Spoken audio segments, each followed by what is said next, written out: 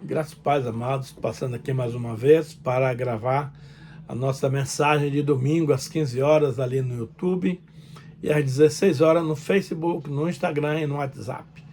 Mas antes de gravar a última mensagem dessa série, eu quero orar pedindo a Deus a direção do Espírito Santo para essa gravação. Senhor, eu necessito da tua unção, capacita-me agora, Pai, com o poder que vem do alto, para que eu possa gravar essa mensagem com ousadia, com autoridade, com poder, e que essa palavra possa ir de encontro à necessidade dos nossos ouvintes. Senhor, capacita também aqueles que nos ouvem com espírito de revelação e de sabedoria sobre o pleno conhecimento da tua vontade. E desde já nós damos ao Senhor toda a honra, toda a glória e todo o louvor, em nome do Senhor Jesus. Amém. E amém e amém. Queridos, nessa nossa última ministração, a respeito do tema perdão, nós queremos fazer uma abordagem ampla, geral, em todas as escrituras. Nós vamos encontrar aqui 10 lições teológicas que nós vamos ter, desde o Gênesis até o Apocalipse, e eu quero fazer esse resumo para que você se contextualize dentro desse assunto. Então nós vamos ver aqui, resumidamente, eu vou ler e depois nós vamos desenvolver cada uma dessas lições teológicas. Por exemplo, o perdão no Éden e a promessa de redenção. É muito interessante a gente observar que no momento que há a queda do ser humano pela desobediência, há imediatamente a promessa do resgate, da remissão da parte de Deus para que o homem não fique no prejuízo. Isso é realmente maravilhoso e nós damos toda a honra e toda a glória a Deus por essa atitude. Número 2, o perdão no sistema sacrificial e a sombra da cruz. Durante todo o decorrer da Bíblia, o perdão aparece como fator preponderante na vida do cristão. 3, o perdão nos salmos e nos profetas, o clamor da alma por misericórdia. Nós sabemos que as nossas falhas, nossos pecados são realmente muito graves. E se Deus fosse julgar pelas nossas atitudes, nós realmente estaríamos totalmente condenados. Mas a grande notícia é a grande e maravilhosa misericórdia do Senhor. E a Bíblia diz lá em Lamentações de Jeremias que as misericórdias do Senhor são a causa de nós não sermos consumidos, porque elas se renovam a cada manhã e elas não têm fim. Muito obrigado, Deus, pela tua misericórdia que nos leva a liberar perdão para as nossas falhas, para os nossos pecados. 4, o perdão nos ensinos de Jesus, nas parábolas e nos mandamentos. Nós vamos encontrar várias passagens onde Jesus está ali nos ensinando o perdão e é mencionado nas parábolas e nos mandamentos. 5, o perdão na cruz, o clímax da revelação de Deus. Realmente, o clímax da revelação do Senhor sobre perdão é estabelecido na cruz do Calvário. Quando Jesus pensou que ele estava sozinho naquele momento. É exatamente o contrário. Foi exatamente nesse momento que Deus se fez presente em Cristo, reconciliando naquela cruz o homem pecador com um Deus santo. Se não fosse por aquela atitude de Deus Pai, não haveria perdão para a humanidade pelos atos tão malignos que a nossa geração cometeu. 6, o perdão como base da justificação e reconciliação. Nós somos reconciliados pela morte de Cristo e nós somos justificados pelo sangue de Jesus. Mas, para que tudo isso acontecesse, foi necessário a liberação do perdão. Imagine você, meu amado, minha amada, que quando Cristo estava pendurado naquela cruz e toda aquela multidão de pessoas ali mandando crucificá-lo, ele ora ao Pai a seguinte oração: Pai, perdoa-lhes, porque eles não sabem o que fazem. Gente, uma grandeza desse tamanho só mesmo vindo da parte de Jesus, porque ninguém mais a gente poderia esperar uma atitude tão altruísta, tão elegante, tão maravilhosa quanto a esta. 7. O perdão e a vida no Espírito. Realmente, em Colossenses e Efésios, a Bíblia nos manda perdoar uns aos outros, assim como Deus nos perdoou em Cristo Jesus. 8. O perdão e a comunidade cristã. A unidade e a edificação da igreja. Amados, a igreja é o lugar dos confrontos, é o lugar dos atritos, é o lugar dos desentendimentos, mas também é o lugar da reconciliação. Eu costumo dizer que a igreja é aqui na terra um prelúdio do que será a nossa vida lá no céu. Se nós não aprendermos a viver em perdão, em unidade, em amor aqui na igreja, lá em cima não vamos ter essa condição. 9. O perdão e o juízo e as implicações escatológicas de não perdoar. Está aí, meus amados. Deus é amor, Deus é bondade, Deus é misericórdia, mas Deus também é juízo. E está muito claro que aqueles que não liberam perdão, não terá perdão da parte do Pai. Então, meu querido, você que muitas vezes tem dificuldade em perdoar alguém, se cuida, porque se você não perdoar, amado, é simples, Deus também não vai te perdoar. E se Deus não te perdoar, o lugar que você vai parar é nos quintos do inferno. Portanto, seja humilde e seja obediente ao comando da palavra de Deus. O perdão eterno em Apocalipse e a plenitude da reconciliação. Que bom saber que lá no céu nós não vamos mais precisar ofender a ninguém, liberar perdão, pedir perdão, porque lá vai ser tudo na paz, tudo no amor, tudo nas maravilhas de Deus. Portanto, se prepare, meu amado, para viver essa plenitude somente lá na Nova Jerusalém. Mas vamos agora detalhar cada um desses 10 pressupostos teológicos para explicar melhor para você. Veja, o perdão no princípio, a graça revelada no Éden. Quando o homem caiu, Deus respondeu não apenas com juízo, mas também com graça. O perdão já estava em ação desde que a primeira promessa de redenção. E porém inimizade entre ti e a mulher, entre a tua semente e a sua semente. Esta te ferirá a cabeça, e tu lhes ferirá o calcanhar. Amados, é tão importante esse versículo aqui que o Senhor coloca nas Escrituras, porque ele é a base da nossa redenção. Apesar da queda do homem, imediatamente Deus dá a condição de restauração lá na frente. E olha só, e fez o Senhor Deus túnicas de peles para Adão e para sua mulher e os vestiu. É muito interessante saber que Deus sacrificou o primeiro animal nas Escrituras para cobrir a vergonha do homem que transgrediu o mandamento do Senhor, que pecou e ficou realmente numa situação muito difícil. Então nós vemos aqui que foi preciso Deus fazer o primeiro sacrifício na Bíblia para cobrir a nudez do homem e da mulher.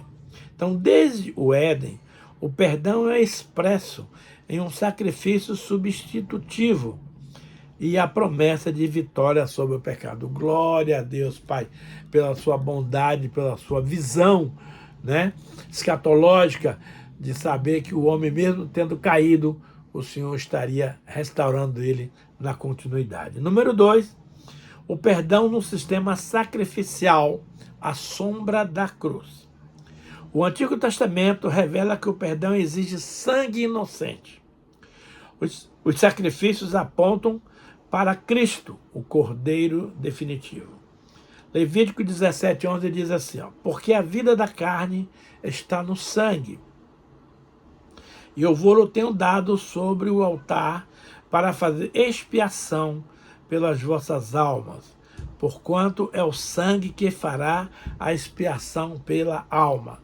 Veja, no sistema sacrificial, Deus já estabeleceu o perdão através do sacrifício do sangue derramado. Hebreus 9:22 é muito claro. Sem derramamento de sangue não há perdão. Então, o perdão não é barato. Ele é comprado pelo preço da vida. Veja, as coisas de Deus são muito sérias. Então, não dá para você brincar com esse negócio, cara. Você tem que levar a vida cristã muito a sério, como ela deve ser levada. 3. O perdão no clamor dos salmos. Os salmistas entendiam que o perdão é obra da misericórdia divina, não de mérito humano. Veja, em Salmo 130, 13 e 4 diz o seguinte: se tu, Senhor, observares as iniquidades, Senhor, quem subsidirá? Claro, ninguém. Mas contigo está o perdão, para que sejas temido. Então, Deus sabe que o homem vai pecar, vai cair, mas imediatamente ele já disponibiliza, né, o perdão através dos sacrifícios por ele exigido, para que o homem volte a se reconciliar com o Senhor. Salmo 32:1 diz: bem-aventurado aquele cuja transgressão é perdoada e cujo pecado é coberto. Então, há uma bem-aventurança para aquele que tem a sua transgressão perdoada. Ou seja, você precisa pedir perdão, faz seu sacrifício e ali o sangue vai cobrir o teu pecado. Então, o perdão conduz ao temor santo e à verdadeira bem-aventurança. 4. O perdão anunciado pelos profetas. Os profetas revelaram que o perdão pleno viria na nova aliança. Apagarei as tuas transgressões como a névoa e os teus pecados como a nuvem. Torna-te para mim, porque eu te remi. Isaías 44:22. Então, há uma promessa de que ele vai apagar as nossas transgressões e vai apagar os nossos pecados. Mas nós precisamos voltar para o Senhor em arrependimento, em pedido de perdão, para Ele poder nos conceder a bem-aventurança da libertação, da cura e da liberação do perdão. Veja, bem-aventurado aquele cuja transgressão é perdoada e cujo pecado é coberto. Pois perdoarei a sua maldade e nunca mais me lembrarei dos seus pecados. Queridos, uma das coisas que eu acho mais interessante da Bíblia não é que Deus seja esquecido, mas Ele se dispõe no seu coração, a partir do momento que Ele nos perdoa, nunca mais voltar atrás para cobrar aquela falha que nós tivemos. Isso é a grandeza de Deus, coisa que eu e você não temos, porque nós ficamos a vida inteira cobrando as pessoas por atitudes que elas já se acertaram, mas que a gente se acha no direito de cobrar tudo novamente. Quero lhe dizer, meu amado e minha amada, que com Deus a coisa não funciona dessa maneira. Olha só, pois perdoarei a sua maldade e nunca mais me lembrarei dos seus pecados. Jeremias 31:34. Outro texto que eu gosto demais é Miqueias 7:18, que diz o seguinte: quem, ó Deus, é semelhante a ti, que perdoas a iniquidade e esqueces da rebelião do remanescente da tua herança? O Senhor não retém a sua ira para sempre, porque Ele tem prazer na misericórdia. Amados, muitas das vezes nós temos diferenças com os nossos irmãos, amigos, conhecidos, que a gente se acha no direito de não perdoar nunca aquela pessoa. Depois eu quero te dizer, meu amado, que com Deus não é assim. mesmo Deus sendo um Deus santo, e nós pecadores terríveis, ele tem prazer na misericórdia. E a pergunta é, por que Deus tem prazer em nos perdoar? É simples, amado. O grande projeto de Deus é desenvolver uma comunhão gostosa, íntima, particular entre ele e o homem. E no momento que o homem peca, ele perde essa comunhão. A partir do momento que ele decide se acertar com Deus, se reconciliar com Deus, pedir perdão, Deus se alegra, porque ele vai voltar a ter comunhão com aquele filho que ele não tinha até aquele momento. Então, Deus tem prazer na misericórdia. Deus tem prazer em nos perdoar, porque ele quer retomar a comunhão, a intimidade, o relacionamento com você e comigo. E a partir do momento que você peca, você perde essa condição. Porque a Bíblia diz que os nossos pecados fazem separação entre nós e o nosso Deus, de sorte que o Senhor não nos ouve. Portanto, amado, eu e você também precisamos ter essa disponibilidade de liberar perdão para aqueles que nós amamos, que nos magoaram, que nos ofenderam, que nos causaram algum dano. Mas nós precisamos reconciliar. A palavra-chave da Bíblia é reconciliação, porque o homem caído, ele é inimigo de Deus. E Deus precisou sacrificar o seu Filho Jesus, para que através do sangue de Jesus, ele pudesse se reconciliar com o ser humano que ele criou e que se afastou dele. Olha que coisa extraordinária. Então a palavra-chave da Bíblia é reconciliação. E o perdão é a chave, querido, para essa atitude, para essa situação. O perdão não é uma concessão forçada, mas prazer do coração de Deus.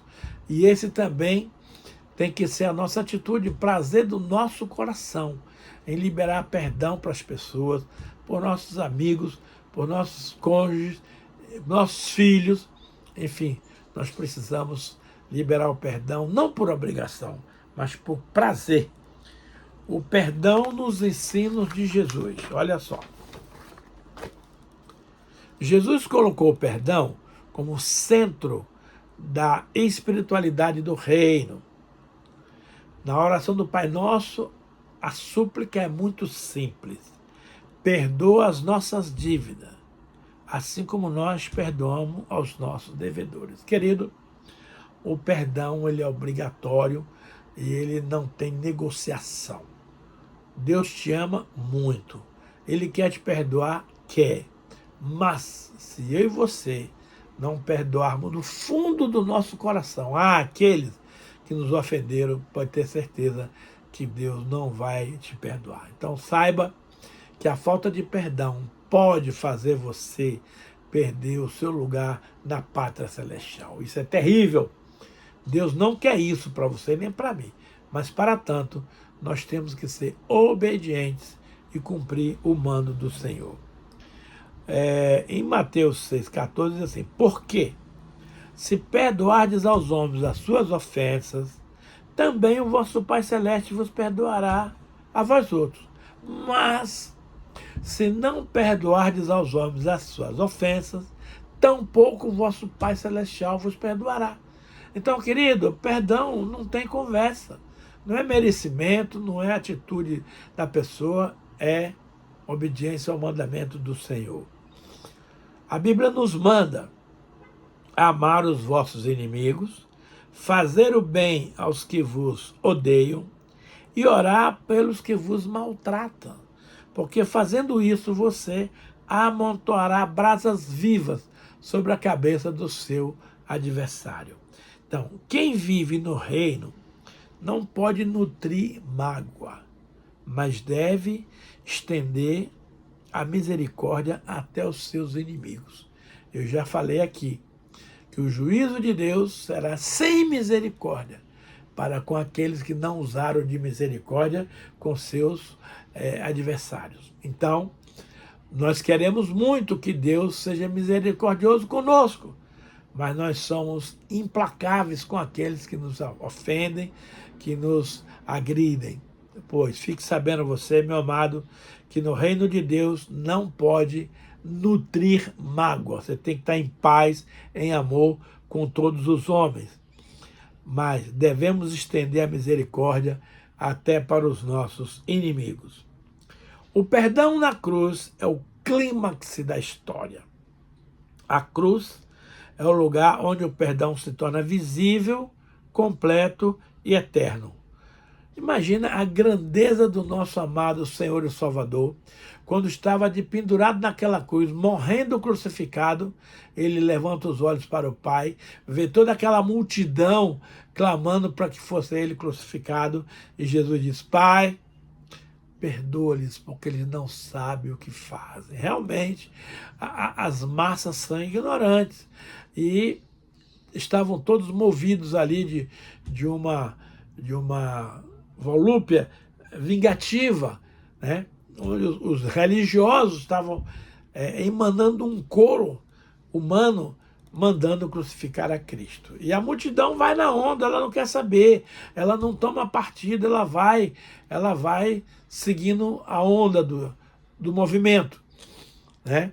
Então, mas Jesus sabiamente, amorosamente, libera perdão para aquela multidão que estava crucificando ele. Gente, uma atitude como essa só podia ter partido mesmo de Jesus. Por isso ele é o nosso referencial, ele é o nosso modelo, é a ele que nós temos que seguir. Então, Pai, perdoa-lhe porque ele não sabe o que fazem. Será que não sabia? Não, não sabe. Estavam todos envolvidos de ódio, de tumulto humano, e foram na onda. Então, e Pedro, 1 Pedro 2,24 diz: levando ele mesmo em seu corpo os nossos pecados sobre o madeiro. Amado, Jesus não tinha pecado nenhum, mas ele se fez pecado por amor a você e a mim. Portanto, não deixe de reconhecer a grandeza que Jesus tem para ti e para mim, pelo fato dele ter assumido as nossas culpas, os nossos pecados, para nos trazer redenção, para nos trazer vida. E aí ele diz que o sangue de Jesus Cristo, seu Filho, nos purifica de todo o pecado. Quem crê no Filho tem a vida. Quem não crê no Filho já está condenado. Portanto, meu amado, não existe salvação em nenhum outro nome a não ser em Jesus Cristo. O perdão não é uma ideia, mas é um ato consumado em Cristo crucificado. 7. O perdão como justificação e reconciliação. Paulo nos ensina que o perdão não é só apagar os pecados, mas justificar o pecador e reconciliá-lo com Deus. Romanos 13,24 diz: sendo justificados gratuitamente pela graça, pela redenção que há em Cristo Jesus. Romanos 3,24.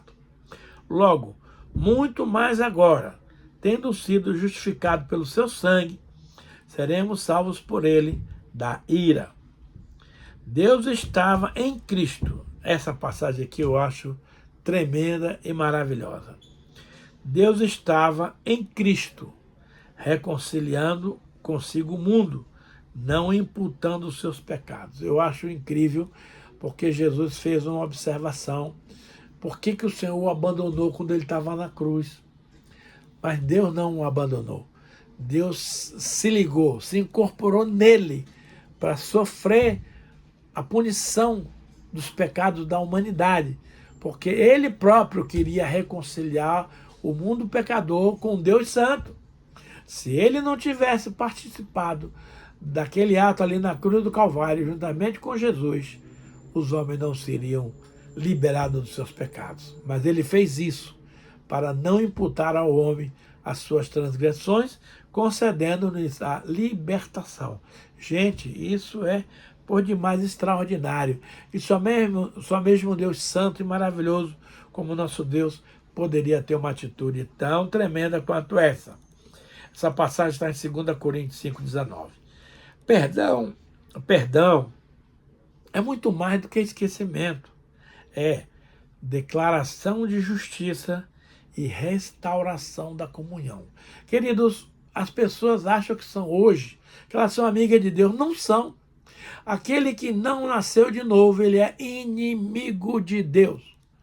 Mas Deus, para reconciliar ele com o homem que era seu inimigo, sacrificou o seu filho na cruz do Calvário, vertendo o seu sangue para, através dessa justificação, reconciliar o homem pecador com Deus Santo. Eu acho isso maravilhoso.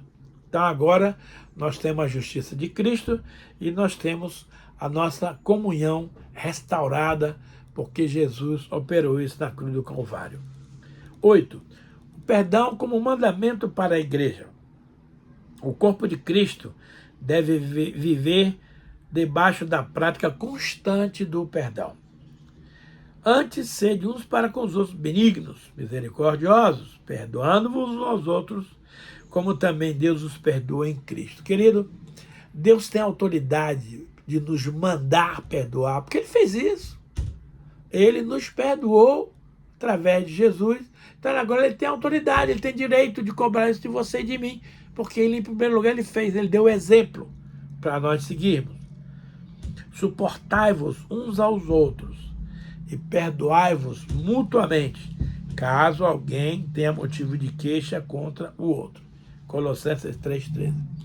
Deus não quer murmuradores não entram no reino de Deus. Se você é um homem ou mulher que gosta de murmurar, reclamar, se queixar, cuidado, você pode ficar de fora. Deus não gosta de murmurador.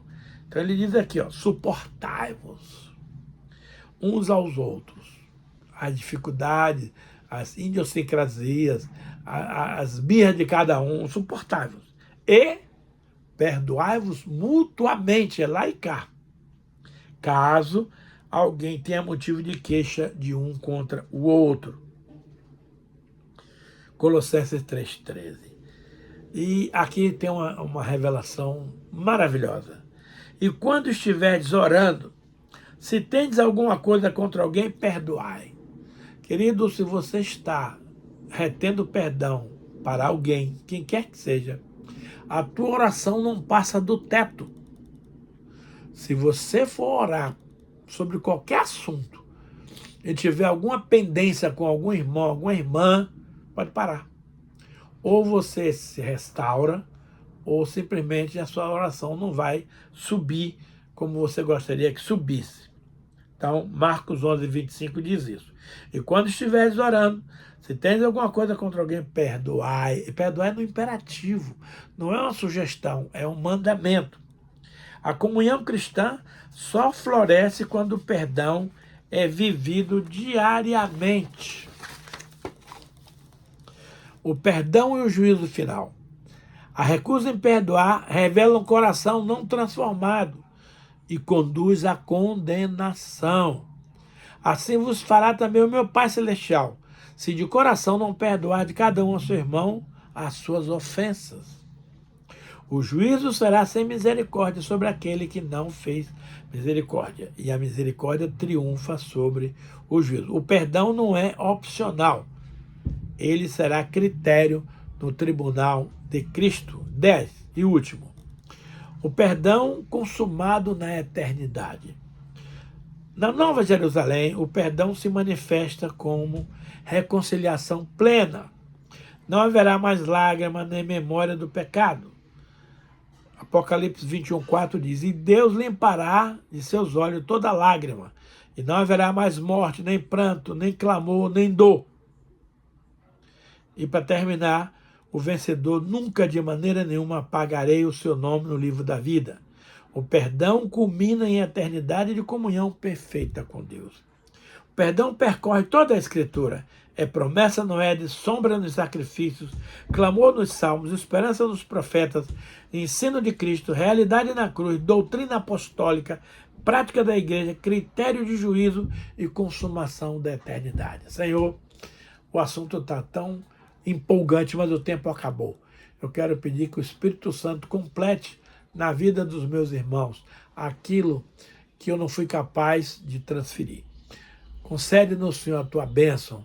Guarda-nos, Pai, irrepreensíveis, corpo, alma e espírito, até a volta de Jesus. Senhor, abençoa os nossos ouvintes. Em nome de Jesus, amém.